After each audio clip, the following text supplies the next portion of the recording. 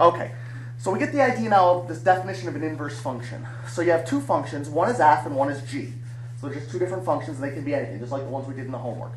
And you're composing them so that you have f of g of x, and for every x in the domain of g and every g in the domain of x, they're equal.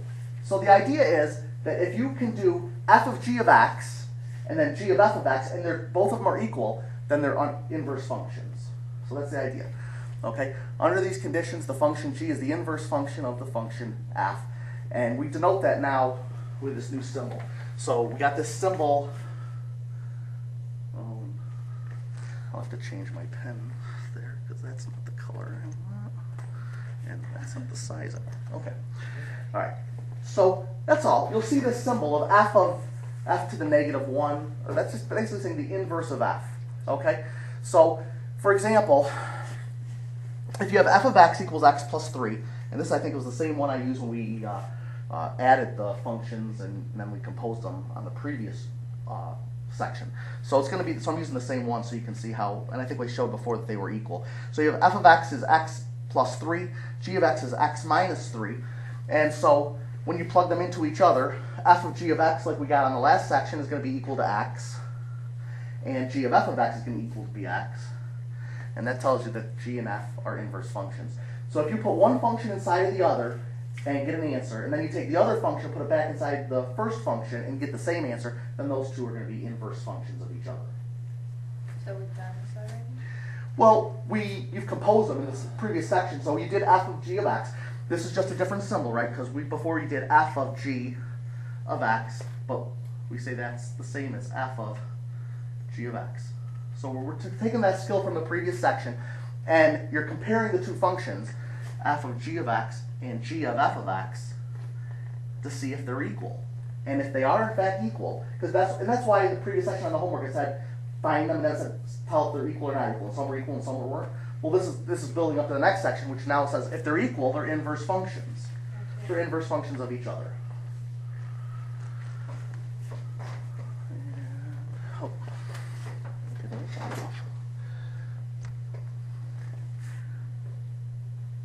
All right, so the graph of an inverse function. So here's the idea. For every point a, b, which could be any point on the line of f of x, of the function, the inverse function contains the point ba.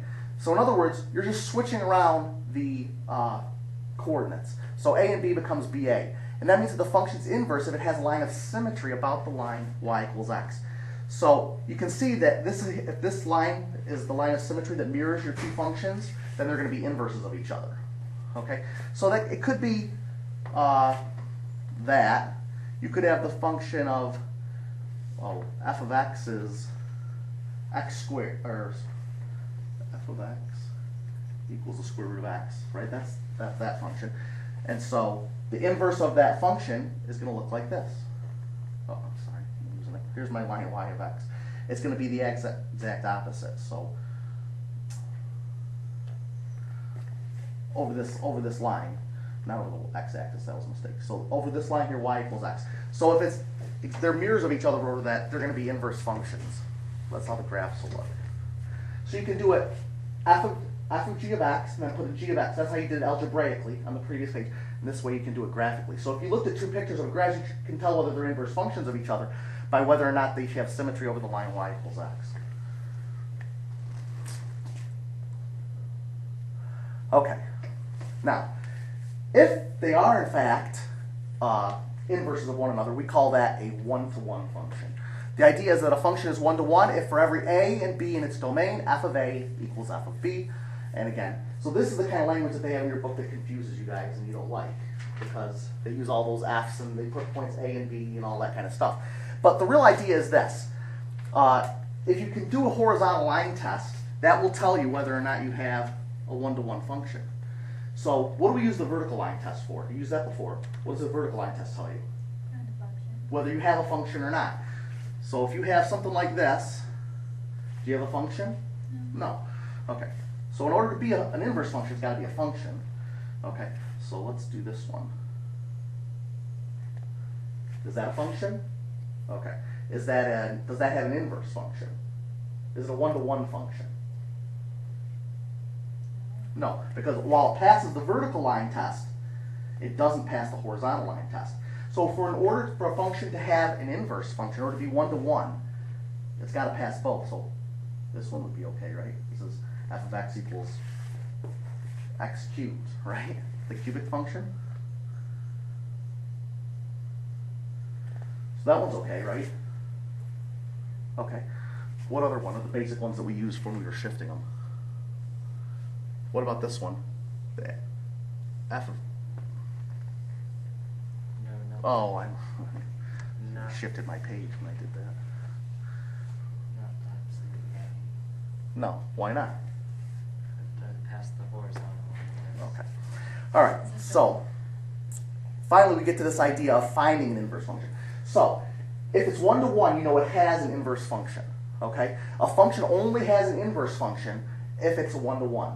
So it's got to pass the vertical and horizontal line test, and if it can do that, well, it has to pass the vertical line test in order to be a function at all. If it pushes the vertical and the horizontal, then it's eligible, it has a inverse function. So the first thing you'll do is you can use that horizontal line test to determine whether or not you have an inverse function. So let's do something simple like we did before. F of x equals x cubed. Okay, so we know that because of the horizontal line test, we know that that has an inverse function. So let's find what it is. And I think I used x, but we'll do that one after. So so what we're going to do is in the equation, you're going to substitute f of x by y. And we've said that all along, right?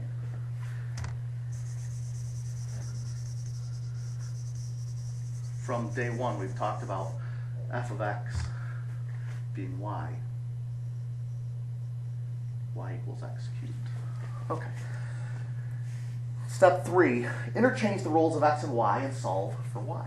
So we're just going to let x and y change places. X Oh, equals y cubed. I remember this. It's pretty simple, right? So we're just replacing f of x with y, and then changing x and y, and then solve for y. So how are we going to solve for y? What is y equal? X to the cube root.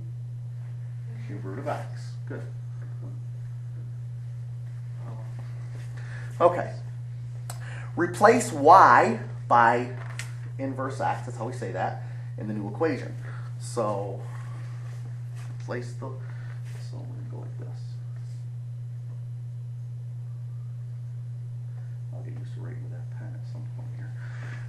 Okay, so the cube root of x is equal to our inverse of x, our inverse function, and then verify that f and inverse of f are inverse function of each other by showing that the domain of f is equal to the range of the inverse of f.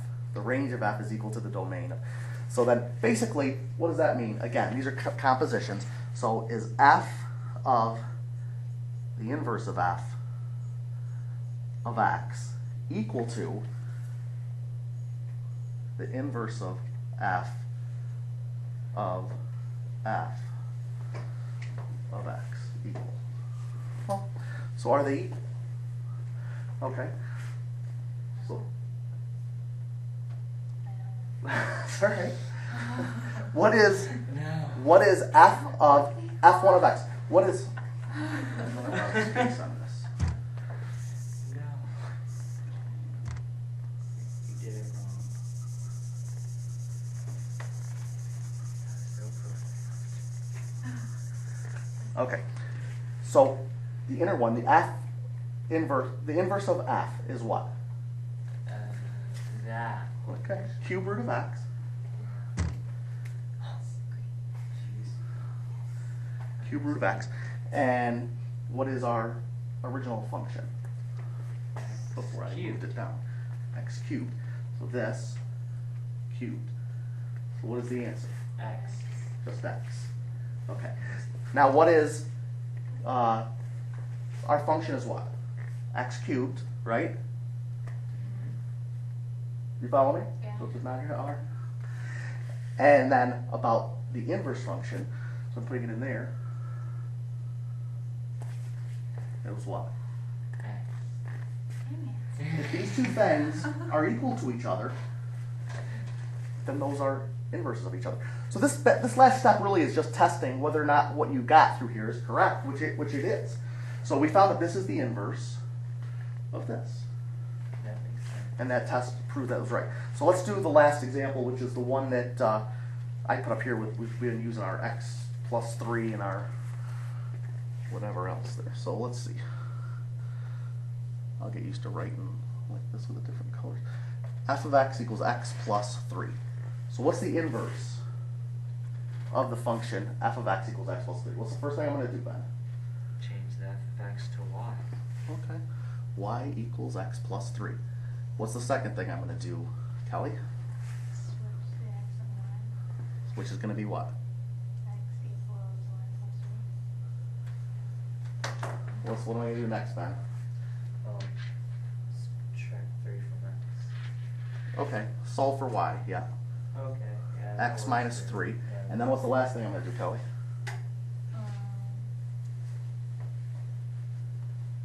Replace y with like inverse. Yeah. I'm that. sorry that my slide. It's the f I'm running with my the thing here. 1 and the x. Yeah. The yeah. Yeah. It's whatever it wants to be. So, from the previous section, did we learn that x plus 3 and x minus 3, when we compose them back and forth, are going to give us the same value? Yeah. And they're inverses of each other, right? Oh wow. That's That's all. pretty nuts. There's nothing really difficult in that, right? You just follow your steps. Now, of course, in the book, they're going to start to give you some harder ones. So for homework, you're going to have to work through some of these that aren't going to be x plus 3. They're going to have some square roots and cube roots and absolute and all that kind of stuff. And all that stupid stuff. So, but this is important. This idea of inverse functions are going to get more and more important. Again, all this stuff in chapter 1, you're going to find there's a reason why they're doing it. All these sections build on another one. So once we get to rational functions, they use these inverses a lot. And so, in the graphs as well.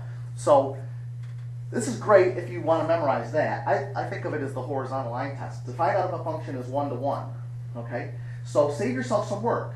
You know, if it asks you if something has an inverse, and they tell you it's the absolute value of x, you already know before. Now you could do all that. You could do f of x equals absolute value of x, and then you could try, interchanging and doing all those steps. And then you get down there and you find at the end that they don't equal each other. And you already know that though, because as soon as it said the absolute value of x, you knew that that wasn't going to pass the horizontal line test. Okay.